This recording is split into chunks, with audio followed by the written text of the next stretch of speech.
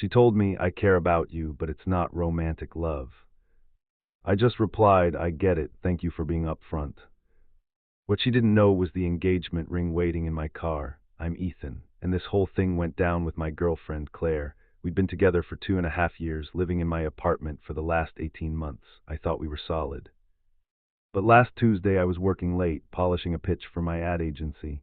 Claire walked into my office. Her face was serious, like she'd rehearsed a speech.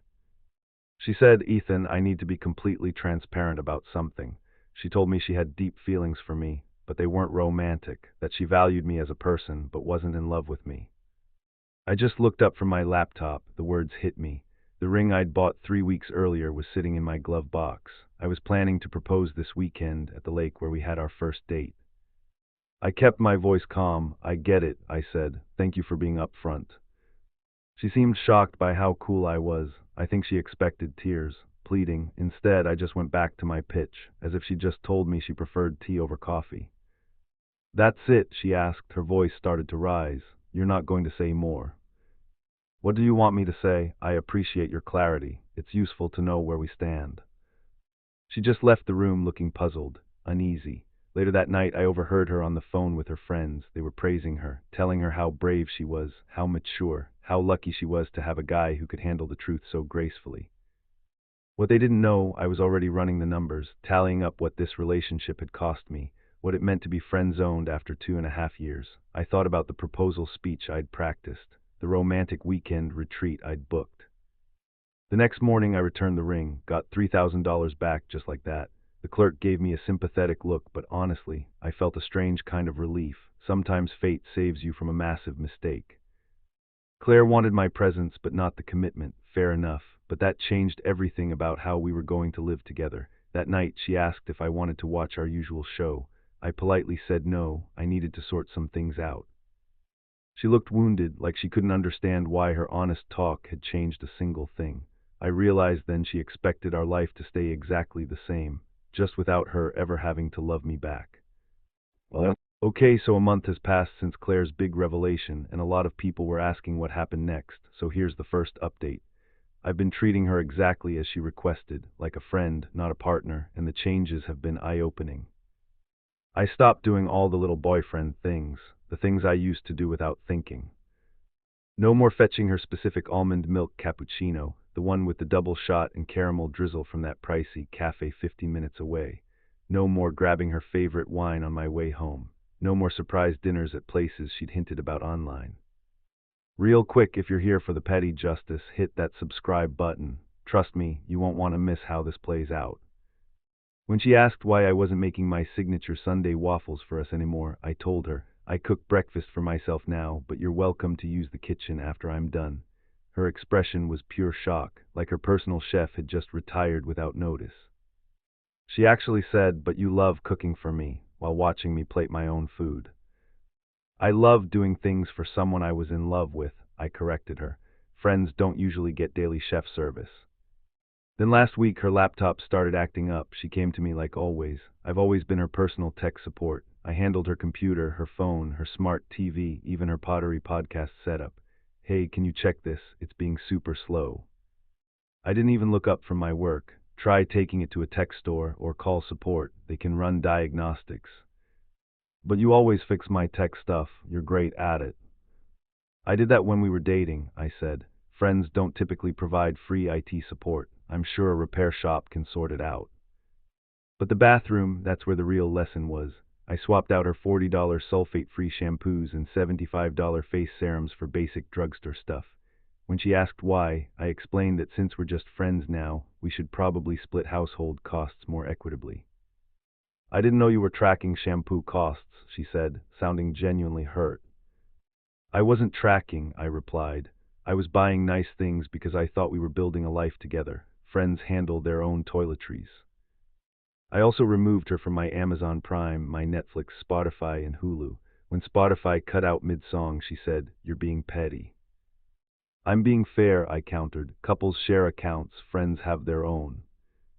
She thought this was a phase. She told her friends I'd come around. She never, ever expected me to completely reframe our entire relationship based on her own words. The guy who anticipated her needs was gone. In his place was a courteous roommate who expected her to pay her own way.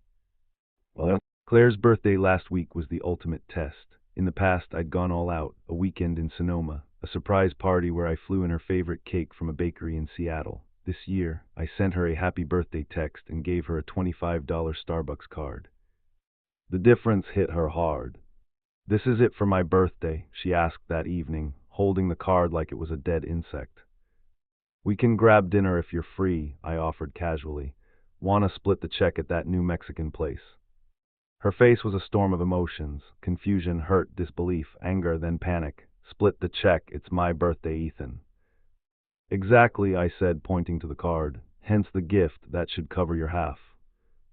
She just stood there, finally understanding what just friends actually meant. She ended up ordering pizza and eating alone while I went to trivia night with my friends.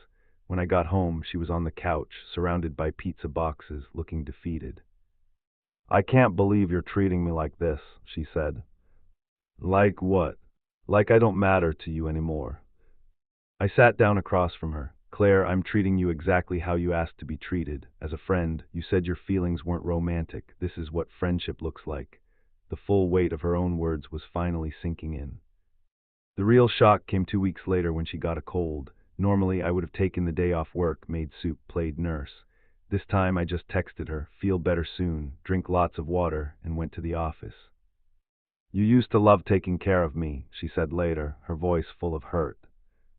"I was in love with you," I replied evenly. "Now we're friends, the level of care reflects that." "Well, okay, so this is the final update. 3 months after Claire's declaration, I told her I'd put an offer on a townhouse and would be moving out when our lease ended. Her face drained of all color. "You bought a place without telling me." "I mentioned I was house hunting," I reminded her. "Friends don't need to consult each other on big financial moves." Our rent was $2,800 a month. I'd been covering about 70% of it when you factored in everything else.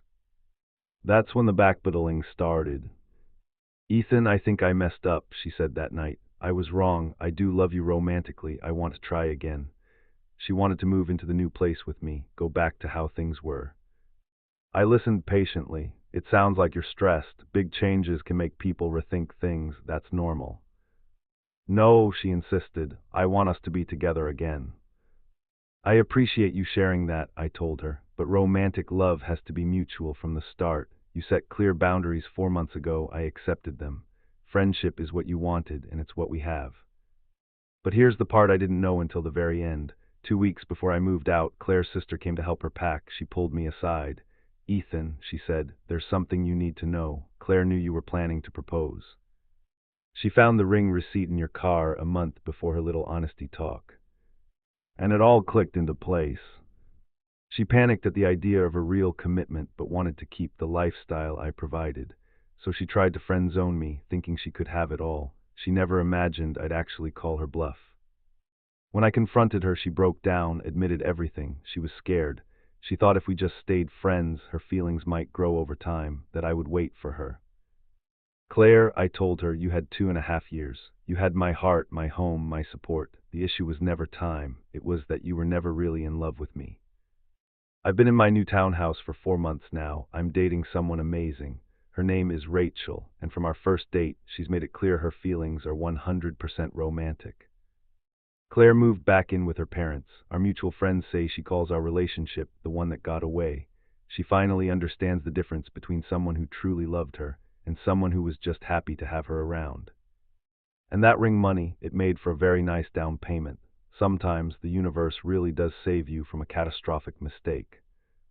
So what do you think? Was I being fair, or did I take it too far? Let me know in the comments below, and don't forget to subscribe for more of the best stories from Reddit.